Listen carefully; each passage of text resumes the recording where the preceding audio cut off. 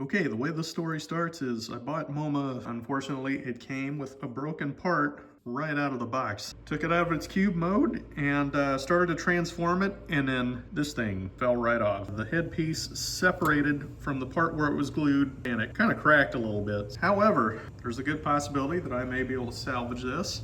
I'm gonna try gluing it. We'll see the results one way or the other. Cross my fingers, hoping this works. I let this thing set for a couple of hours just to see how it did. Yeah, honestly, I think that super glue did the job. Yeah, just looking at it more closely, I think what we've got going on here is pretty much what you would expect from a super glue job. There's definitely, you know, a visual blemish here. That crack piece is just always going to look like that. The over spillage, you know, from using a little too much glue. I mean, it's possible I could buff that out, sand that down a little bit or something like that, but I mean, how much effort does a person really want to go into for something like this? Yeah, it came out pretty clean on the right-hand side. Yeah, as far as I can tell with this top piece, there's no overflow. I think I did a pretty good job on that one.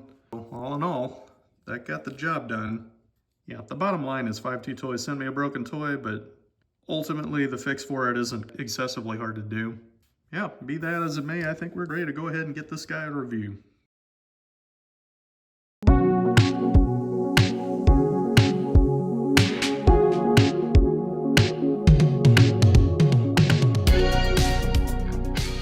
Hey again, everybody. I hope you're having an awesome year so far, and wherever you are, have some nice weather to enjoy in your area. Before we dive in, I want to give an overview of my intent with this channel. At least so far, I focus entirely on 5-2 Toys Beastbox and Megabox reviews. Most of my content is an evaluation of figure details and features, but beyond that, I think it's important to show an unvarnished experience of buying and owning one of these things, which is why I do unboxing videos sometimes, and that might occasionally include a defective or broken figure. So manufacturing is far from a perfect practice, and errors do happen. I'll touch on that again a little bit later, but for now, we'll set that aside and get into the review. For this video, I'll talk about the package and what's included in the box. We'll get into figure details, a transformation demo into cube mode, and I'll close it out with some final thoughts. This one will be fairly quick. The intent is to follow it up in a few weeks with a comprehensive review of all the Terminus Beastboxes, at least that have been released so far, and I'll wrap up this series by giving all three a box grade. We'll start clearing some stuff out of the way here and talk about the box. All of the final editions come in a compact package design with custom graphics on the outer sleeve,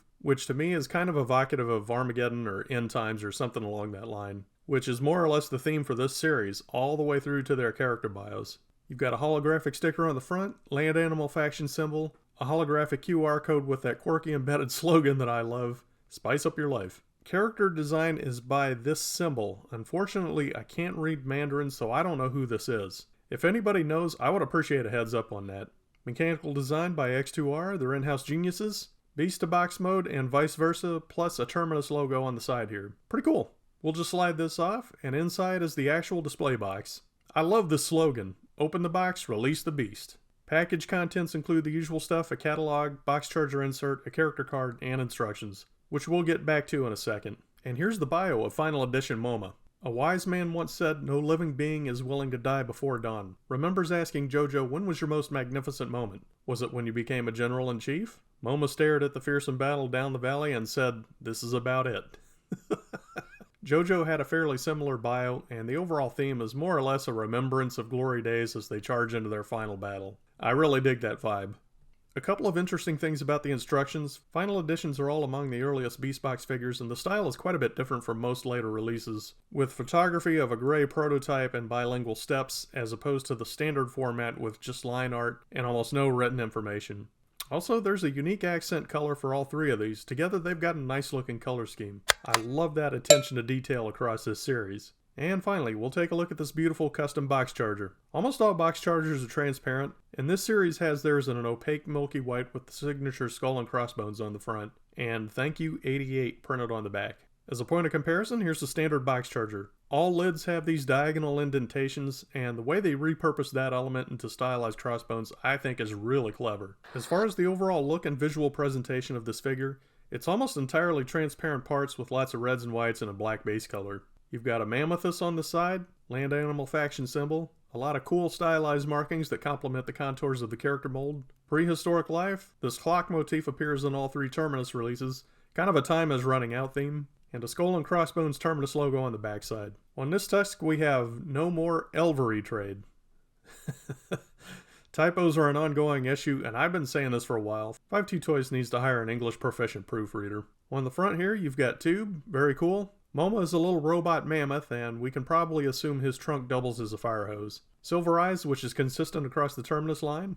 Cool thing about the Terminus series is its visual style is compelling enough to get me to go back and buy some earlier figures that I hadn't really been all that interested in. And since I'm hooked into it, the nice thing about it has been a chance to appreciate some of the earlier figure designs that I probably wouldn't have otherwise bought. Another cool thing about earlier Beastboxes is for the most part they have a unified visual design language, and I'll talk about that a little bit more when I do comparison of all three Terminus figures. Anyway, with regard to Moma, I dig its cartoony proportions, these stylized elephant ears, and oversized tusks. It's very cool, just a cute little chunky character. Where it comes up short is, it doesn't have much articulation at all. Its head can't move, not sure why, but its tusks can rotate. The legs have barely any movement, and not in ways that make sense for posability. Surprisingly, there's no elbow bend on the front legs, even though it looks like there should be a joint right there. You do have a little bit of movement in the hoof, so you can flex that leg forward a bit, but you can really only move it so far because it hits up against other body parts. The leg can rotate at the hip, and you got some bending at the knee back here, and there's a little bit of ball joint movement here, so you can kind of get it into a stampeding pose, but overall, you really have to get kind of creative. So as far as articulation goes, it serves its purpose for this style of figure. In my mind, the best way to think about earlier Beastboxes is they're more like origami puzzle toys than a legit action figure. Personally, I couldn't care less about that. I love Moma's overall style and the way this little dude looks. Next up, I'll do a transformation demo into its box mode, but before I do that, I want to give you a final word on the manufacturing defect I had with this guy. Basically, these things happen, and in the long run, it's really not that big of a deal.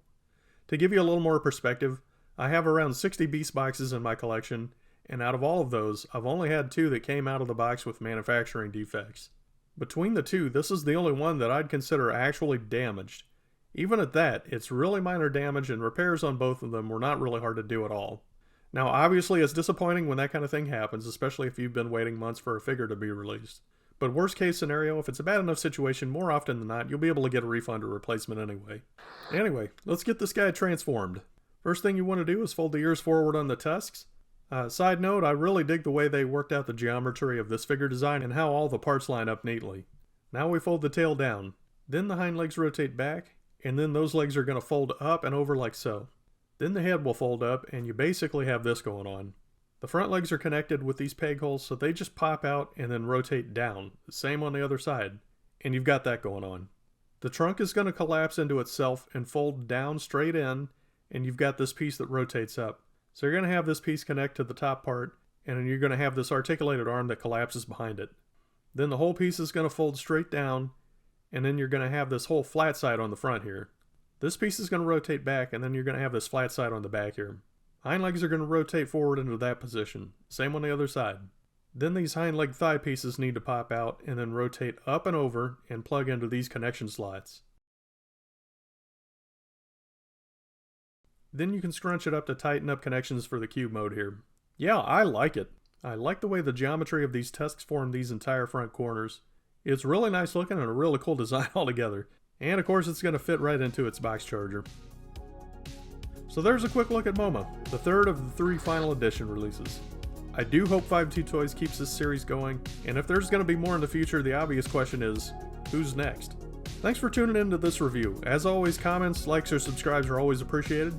I look forward to talking with you again in a few weeks with a definitive comparison and box grade for the BB-03, BB-04, and BB-05 releases of the Final Edition series.